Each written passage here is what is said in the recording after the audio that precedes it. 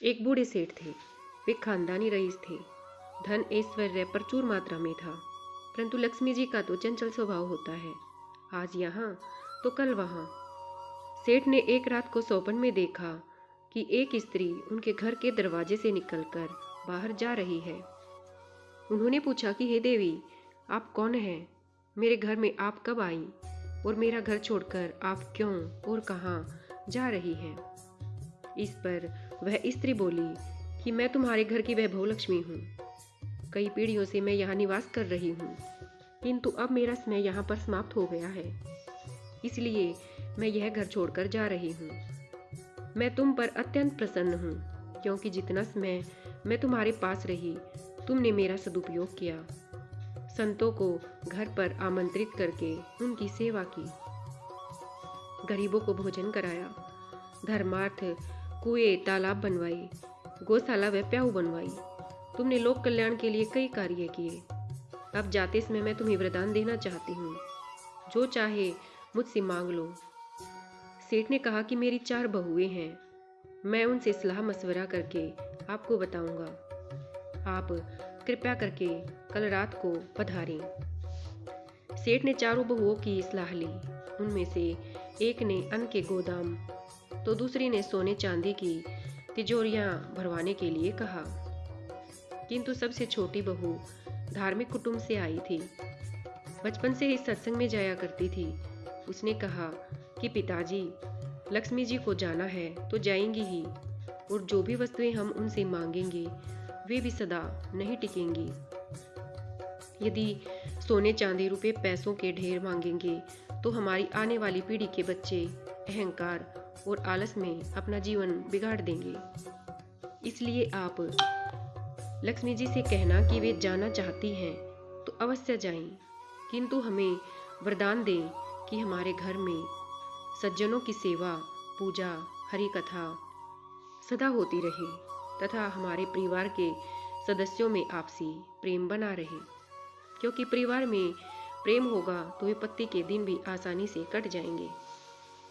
दूसरे दिन रात को लक्ष्मी जी ने सौपन में आकर सेठ से पूछा, तुमने अपनी बहुओं से सलाह मशवरा कर लिया? क्या चाहिए तुम्हें? सेठ ने कहा कि हे माँ लक्ष्मी, आपको जाना है तो प्रसन्नता से जाइए, परंतु मुझे यह वरदान दीजिए कि मेरे घर में हरि कथा तथा संतों की सेवा होती रहे तथा परिवार के सदस्यों में परस्पर प्रेम बना रहे। यह सुनकर लक्ष्मी जी चौंक गई और बोली, यह तुमने क्या मांग लिया? जिस घर में हरि कथा और संतों की सेवा होती हो तथा परिवार के सदस्यों में परस्पर प्रीति रहे, वहाँ तो साक्षात नारायण का निवास होता है, और जहाँ नारायण रहते हैं वहाँ मैं तो उनके चरण दबाती हूँ। इसके बाद माता लक्ष्मी चाहकर भी उस घर को छोड़कर नहीं जाती है।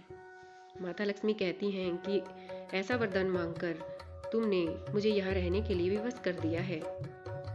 एक बनिए से लक्ष्मी जी रूठ गई। जाते वक्त बोली, मैं जा रही हूँ और मेरी जगह टोटा आ रहा है, तैयार हो जाओ, लेकिन मैं तुम्हें अंतिम भेंट जरूर देना चाहती हूँ, मांगो जो भी इच्छा हो। बनिया बहुत समझदार था। उसने विनती की कि टोटा आए तो आने दो, लेकिन उससे कहना कि मेरे परिवार में आपसी प्रेम बना रहे, बस मेरी यही इच्छा है। लक्ष्मी जी ने तथास्तु कहा। कुछ दिन के बाद बनिए की सबसे छोटी बहू खिचड़ी बना रही थी। उसने नमक आदि डाला और अन्य काम करने लगी। तब दूसरे लड़के की बहू आई और उसने भी बिना चखे नमक डाला और चली गई। इसी प्रकार तीसरी, चौथी बहुएं आई और नमक डालकर चली गई। उनकी सास ने भी ऐसा ही किया। शाम को सबसे पहले बनिया आया। पहला निवाला मुंह में लिया, देखा बहुत ज्यादा नमक है, लेकिन वह समझ गया कि टोटा हानि आ चुका है। चुपचाप खिचड़ी खाई और चला गया। इसके बाद बड़े बेटे का नंबर आया। पहला निवाला मुंह में लिया, पूछा, पिताजी ने खाना खा लिया? क्या कहा उन्होंने? सभी ने उत्तर दिया, हाँ खा लिया, कुछ नहीं बोले।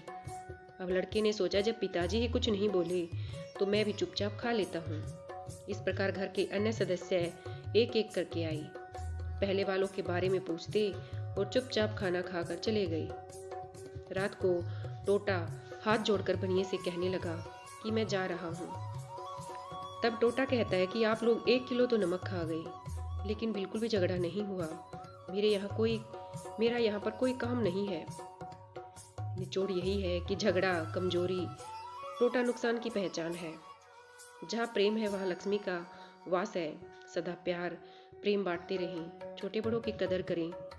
जो बड़े हैं वे बड़े ही रहेंगे, चाहे आपकी कमाई उसकी कमाई से बड़ी हो। जरूरी नहीं जो खुद के लिए कुछ नहीं करते वो दूसरों के लिए भी कुछ नहीं करते। आपके परिवार में ऐसे लोग भी हैं जिन्होंने परिवार को उठाने में अपनी सारी खुशियां दांव पर लगा दी, लेकिन गलतफहमी में सब कुछ अलग थलग कर बैठते हैं। विचार जरूर करें मित्रों, आज जो देश में भी स्थिति ऐसी बनी है, यदि थोड़ा संयम नहीं बरता तो देश में अराजकता फैलते देर नहीं होगी। अतः धैर्य रखने से आज नहीं तो कल नए सूरज के दर्शन जरूर होंगे। धन्यवाद।